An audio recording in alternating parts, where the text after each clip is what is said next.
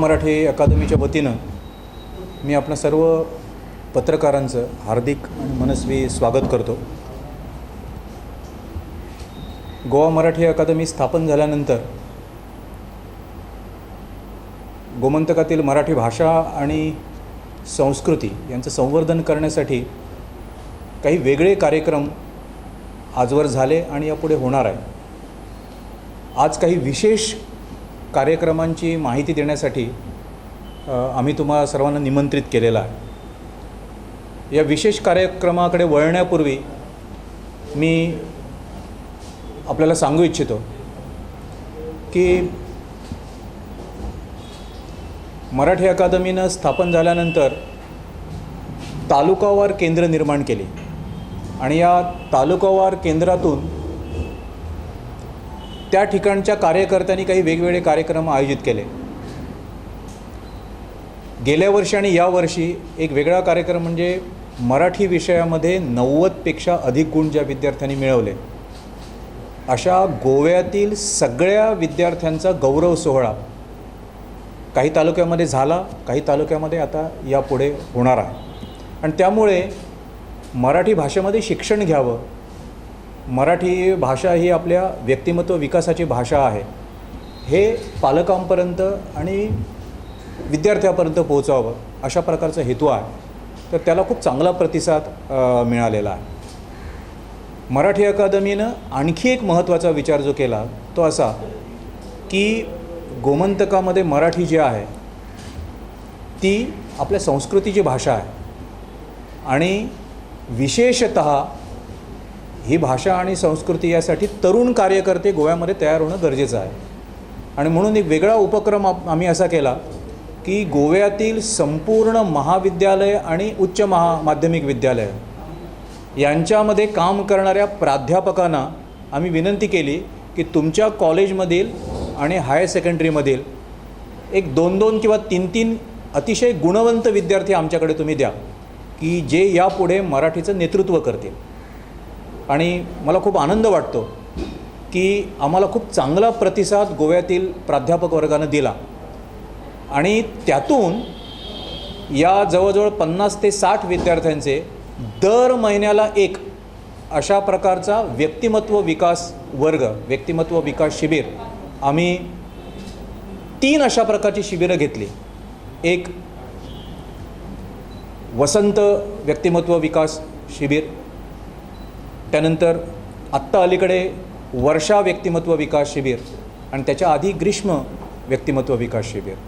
आणि या शिबिरामध्ये गोव्यातील अतिशय मौलिक मार्गदर्शन करणारे प्राचार्य रमेश सप्रे, जे आम्ही स्थानही निवडलेलं आहे ते वाळपईजवळ असणारं वांते हे गाव, अतिशय निसर्गरम्य, आणि ही मुलं शनिवारी संध्याकाळी येतात, रात्री राहतात आणि रविवारी भोजनोत्तर हा कार्यक्रम संपतो। प्रसारक संस्थेचं यंदाचं रौप्य महोत्सवी वर्ष आहे आणि साहित्याच्या क्षेत्रामध्ये खूप काम करणारी आमची संस्था आहे। आणि म्हणून जेव्हा ही संकल्पना मनामध्ये आली की कादंबरी लेखनासाठी कार्यशाळा घ्यावी, तेव्हा गोमंतक मराठी अकादमीसमोर ही कल्पना मांडली आणि त्यांनी लगेचच ही कल्पना उचलून धरली, कारण त्यांच्याही मनामध्ये अशा कार्यशाळा घ्यायचा विचार होता। आणि त्यातून संयुक्त विद्यमाने अशी ही कार्यशाळा 5 ऑगस्ट आणि 6 ऑगस्ट शनिवार रविवार 2 पूर्ण दिवस आपल्याकडे इथे संस्कृती भवनच्या सभागृहामध्ये आयोजित करण्यात आलेली आहे। याच्यासाठी मराठीतले ज्येष्ठ समीक्षक डॉक्टर अविनाश सप्रे हे मिरजेहून येणार आहेत। त्याचप्रमाणे 2 ज्येष्ठ कादंबरीकार डॉक्टर राजन गवस कोल्हापूर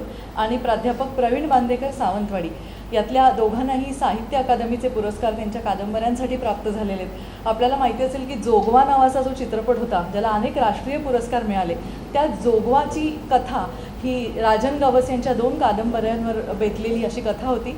त्याचप्रमाणे 2001 मध्ये त्यांच्या कादंबरीला साहित्य अकादमी पुरस्कार मिळाला। त्याचप्रमाणे चाळेगत ही प्रवीण बांदेकर यांची कादंबरी, ज्याच्यासाठी साहित्य अकादमीचा पुरस्कार मिळाला। तर असे 3 मान्यवर इथे मार्गदर्शनासाठी पूर्ण वेळ 2 दिवस आपल्या सर्व प्रशिक्षणार्थींसोबत उपलब्ध असणार आहेत। आणि त्याशिवाय गोव्यातले 3 ज्येष्ठ कादंबरीकार, एक म्हणजे महाबळेश्वर सैल ज्यांची तांडव ही कादंबरी खूप सध्या गाजते, दुसरे विश्राम गुप्ते ज्यांच्या 3 कादंबऱ्या खूप प्रसिद्ध आहेत, आणि तिसरे चंद्रकांत गावस, असे 3 गोव्याचे कादंबरीकार जे चांगल्या कादंबऱ्या लिहितात। तर त्यांचंही मार्गदर्शन या 2 दिवसाच्या आपल्या कार्यशाळेमध्ये सगळ्या प्रशिक्षणार्थींना लाभणार आहे. आता या कार्यशाळेमधल्या सहभागाविषयी आमचा एक महत्त्वाचा असा विचार होता की कुणीही येऊन आहे कार्यशाळा म्हणून बसून जाऊया अशा पद्धतीने या कार्यशाळेला घेऊ नये आणि त्यासाठी जे मुळामध्ये कादंबऱ्या लिहित आहेत किंवा उत्तम कथा लिहित आहेत असे लोक शोधून काढून निवडक 25 जणांना आम्ही याच्यामध्ये प्रशिक्षणार्थी म्हणून सहभागी करून घेतलेलं आहे. त्यांच्या मनामध्ये असलेलं कादंबरीचं बीज त्यांनी आम्हाला लिहून पाठवलेलं आहे आणि त्याच्यावरती आधारित अशी अतिशय उपयोगी होईल अशा पद्धतीची कार्यशाळा ही घेतली जाणार आहे. आणि त्याशिवाय या कादंबरी कार्यशाळेमध्ये ज्यांना हे सगळं ऐकायचं आहे त्यांना ऑब्झर्वर म्हणून किंवा निरीक्षक म्हणून 2 दिवस तिथे बसता येईल, पण प्रत्यक्ष चर्चेमध्ये भाग घेता येणार नाही अशा प्रकारचं आपण हे ठरवलेलं आहे. आणि याची 2 दिवसाची सत्र ज्याच्यामध्ये कादंबरी म्हणजे काय किंवा कादंबरीची निर्मिती प्रक्रिया कशी असते, लेखनाचं तंत्र काय असतं, या सगळ्यासकट मराठीमध्ये जे मैलाचे दगड किंवा नवी वळणं घेणाऱ्या कादंबऱ्या मानल्या गेल्या अशा कादंबऱ्यांची माहिती, त्यानंतर गोमंतकीय कादंबरी, इथलं प्रादेशिकता आणि निर्मिती प्रक्रिया, आणि दोन्ही दिवस प्रशिक्षणार्थींच्या आराखड्यांबद्दल चर्चा, प्रश्नोत्तरं आणि गोव्यामधला सगळ्यात मोठा प्रश्न म्हणजे या कादंबऱ्यांसाठी प्रकाशनाची प्रक्रिया काय असते, त्याचं वितरण जास्त लोकांपर्यंत पोहोचण्यासाठी कसं केलं जावं. तर अशा सगळ्या गोष्टींचा उहापोह या 2 दिवसाच्या कार्यशाळेमध्ये केला जाणार आहे.